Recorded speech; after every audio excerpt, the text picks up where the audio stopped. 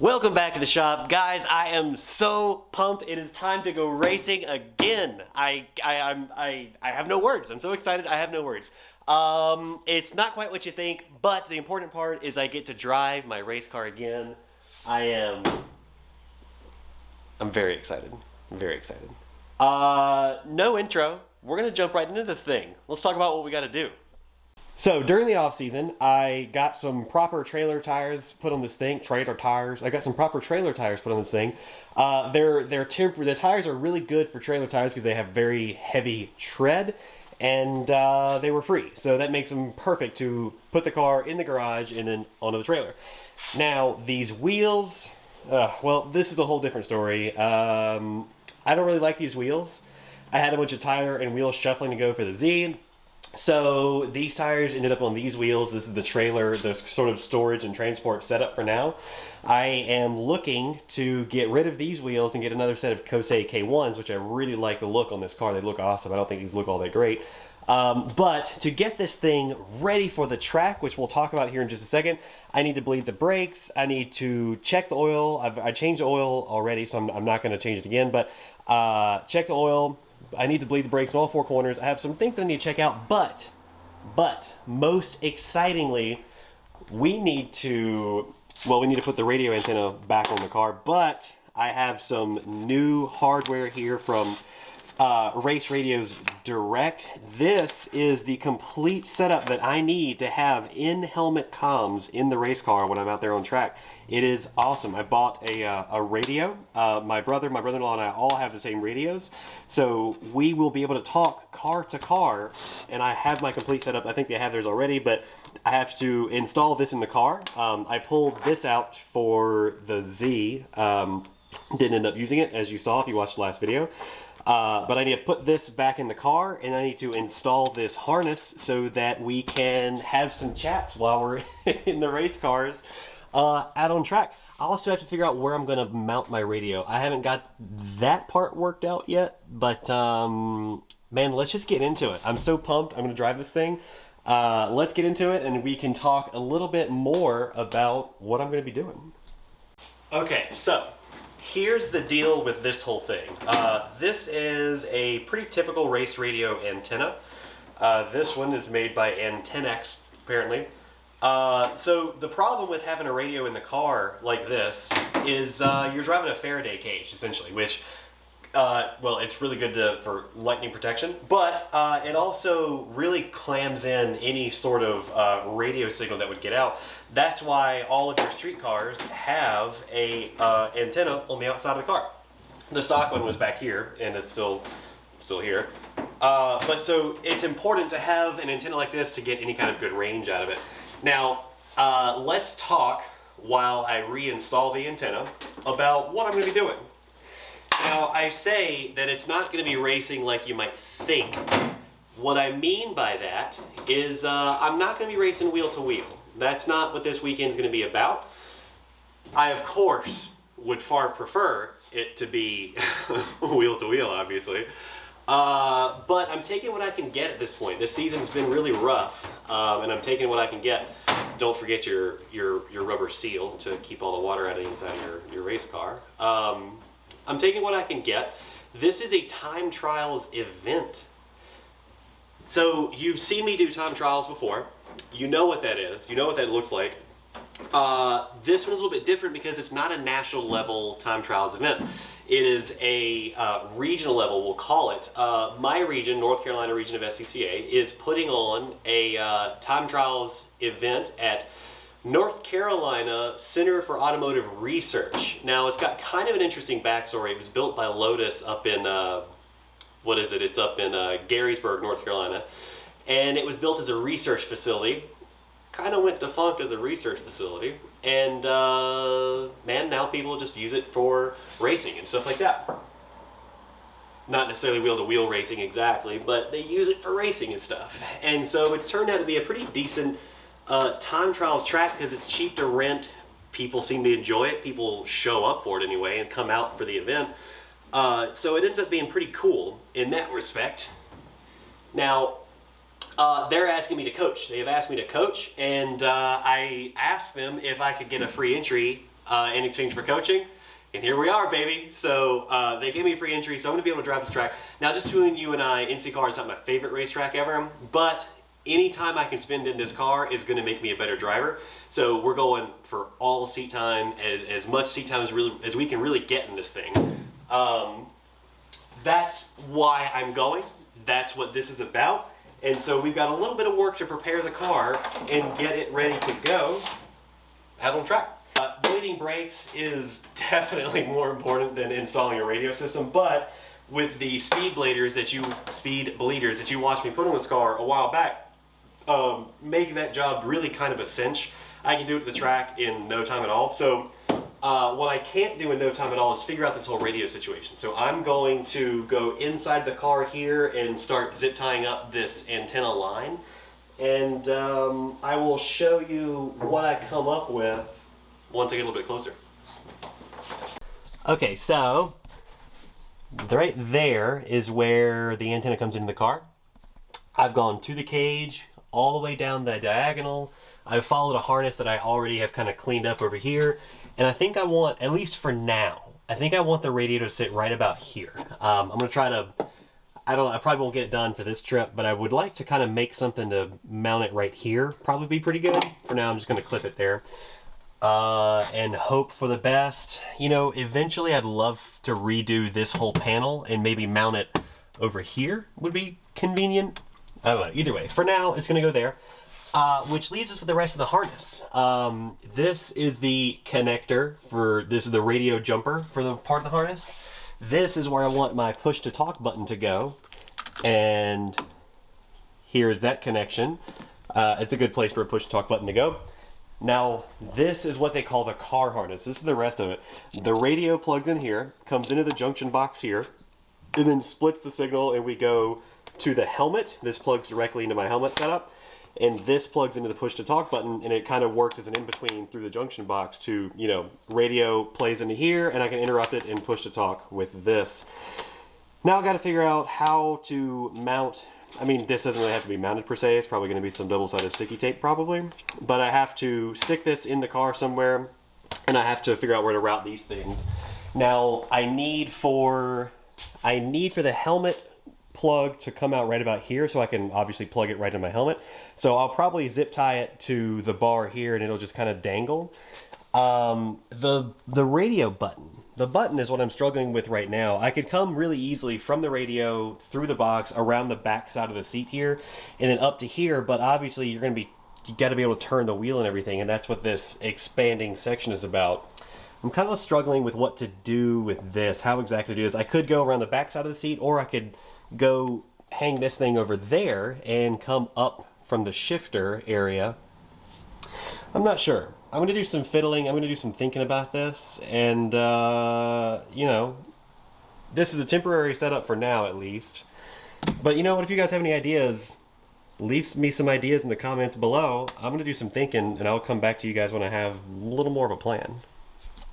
Okay. Another riveting update for you guys. I figured this out a little bit. Turns out this part of the harness, the push to talk button part of the harness, was not long enough to go from the box right there that you see right there around the back side of the driver's seat and up to here. I tried it, it didn't fit. It was going to be pulling things super tight. So what I did instead, and again, this is all temporary until I really figure out how to build this harness into the car, and I might need some extensions and stuff like that. But I actually zip tied the box to the outside of these emergency brake cables, and I ran the helmet part of it up the C-pillar here and through the seatbelt hole on the seat. I don't know if that's where it's going to stay or not, but I probably could go through here. Either way, that's where I did that, and I looped the push to talk part of it back around to the other side, which we will walk around. I looped it back to the other side, followed this harness that I cleaned up a bunch of wiring in here when I first got the car, all the way up here behind the dash and out this hole right here. So it comes right through here. And I like that. I think that's really good, especially considering, again, one day I think I want to redo this whole panel and stick the radio right here. That would be a really convenient place. I could drop it in and take it out for charging and stuff like that. It'd be really convenient to put it there. And I have a short run right over here where I've zip tied the beginning of the coil part to the top of the steering column here. And then they got the coily bit that goes to the steering wheel. And there's my button. Focus. Oh, it's too bright. Click, click. Here's my button. So that pretty much covers the radio install. You can see the radio is just sort of flopping loose on the floor for now.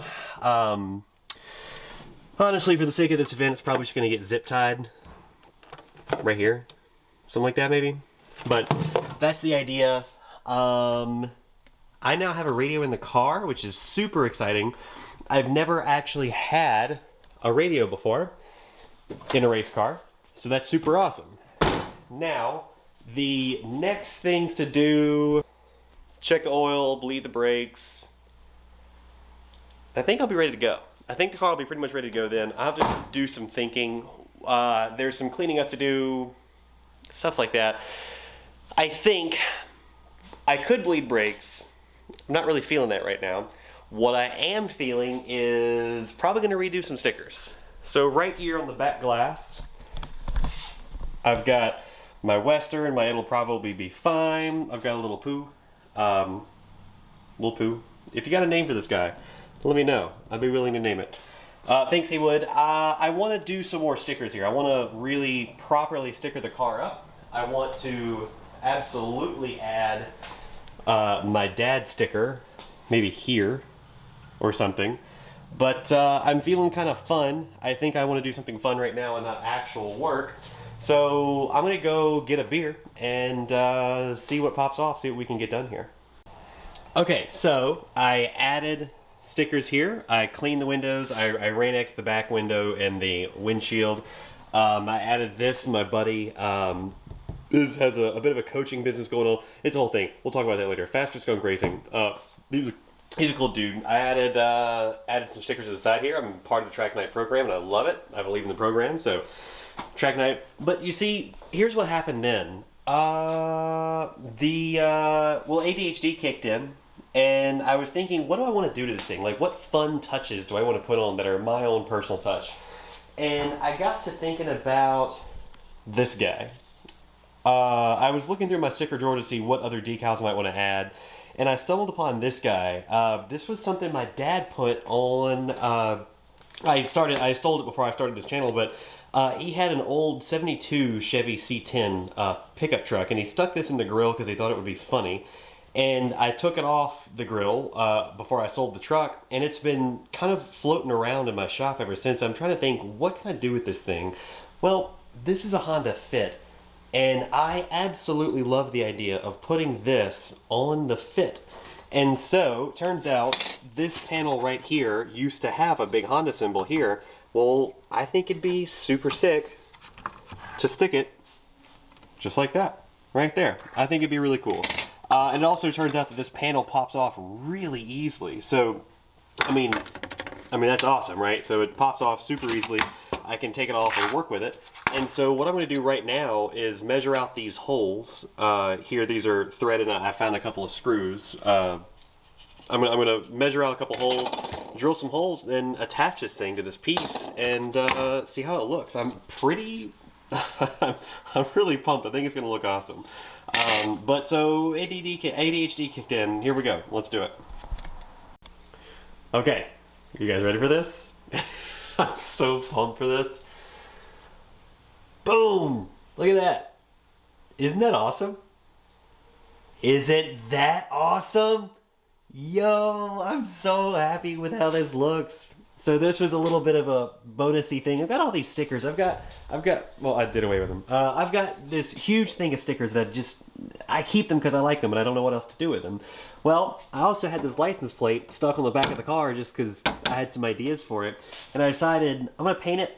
Well, I painted it flat black, so it's a nice even coat, and to hell with it. I'm going to sticker bomb it. So all these stickers mean something to me in some capacity, one way or the other. But shablam! I am so excited by this. I've never had a sticker bomb anything. I've never cared, to have a sticker bomb anything. But yo, that looks awesome. I'm pumped with how this thing looks. I think that's super cool. I'm pumped for how the license plate looks. I'm pumped for how this car looks. I cannot wait to drive it. In any case, really the only thing left to do now is bleed the brakes. Kind of, I'll go through the suspension a little bit and nut and bolt it and make sure everything looks pretty good. And then, dude, we're ready to go. We're ready to drive a race car. Okay, I am actually going to cut it right here. I have gone through, I bled the brakes, I kind of crawled around under this car to make sure there's no leaks, there's no, no shocks are wet, which would mean they were dead. Nothing out of the ordinary, nothing loose, nothing looks bad. I think this car is ready to go. What I'm going to do is I'm going to clean it up because it's really dusty, and I'm going to vacuum out the inside so I don't have stuff flying around in the car while I'm driving. And then I'm going to put this thing on the trailer. I'm going to go to the track. Now, here's where I have a little bit of homework for you guys. What I want, I have made a real effort to try to keep videos shorter. I know that you guys probably like that. What I'm going to do is I'm going to cut my race weekends up into multiple videos now. I'm going to have a prep sort of, here's what I've done, here's what I'm going to do, and then I'm going to have a, here's the race weekend, here's what it's like. Now, what I want to know is, do you guys prefer that, or would you prefer it all in just one slightly longer, but a single video? I ask this because it's super hard to get everything that I want to show about a race weekend into one 15-minute video, 20 minutes max. It's really hard to do that. So what I would like to do is maybe have a couple of 10-minute videos. Maybe something like that would be better. But in any case, like I said, we're honestly probably another week or so away from the event, so it's not super crucial, but the car now sits ready to go, just needs to be cleaned up a little bit, and we can throw it on the trailer, we can go racing. So leave me a comment below. Let me know what you think about my new plan. I want to hear what you think about it because ultimately you're the ones who I'm trying to show all this stuff to. And again, this is all about showing you what it's like to be a poor race car driver, like I've said in multiple videos before. So that's where I'm going to wrap it here. Thank you so much for watching. Leave me a comment below. Let me know how you feel about this new sort of format that I'm going to try out. Leave me a comment and let me know what you think. Leave me a comment if you think I missed something, if you think my race prep is lacking. It absolutely is lacking because I'm not going to corner weight and I'm not going to align this thing at all. So you should definitely do those things for your race car before you take it out. Thank you for watching. Find me in between videos on Instagram at The.Daily.Racer. I'm always posting there in between videos what I'm doing in my daily life and all sorts of stuff like that. Like, comment, subscribe, and whatever other things YouTubers say. I will see you guys at the racetrack.